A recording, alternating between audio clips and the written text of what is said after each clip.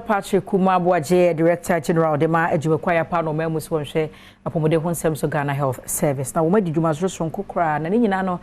kwa befa so ahye na etiridi ya de malaria ye kum Ghana fo no eso ebetumi etwade wo chiremu afimpini ne adodo ba kono 5.7 million ni padodo a wo mokwa yaresa bia se wanya malaria na emu 275 ni free mu na emu no enkwada 1.6 million ne nya bia na wanya numfie enum ene mu 125 ene free mu nti ho akonya mpanifo ehwe niema abehwe na afi ebebo manfo ho by free malaria.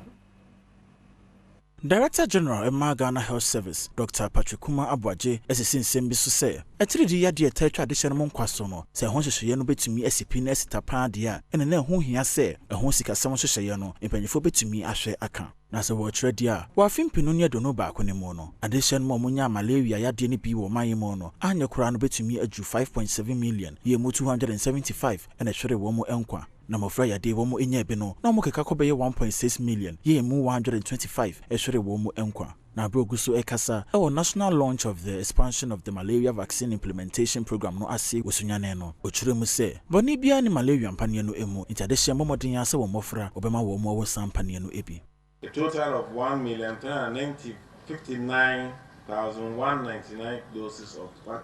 vaccine have been administered since the rollout in 2019. The service has, together with the Food and Drugs Authority, through its robust pharmacovigilance system, has established that the malaria vaccine is safe,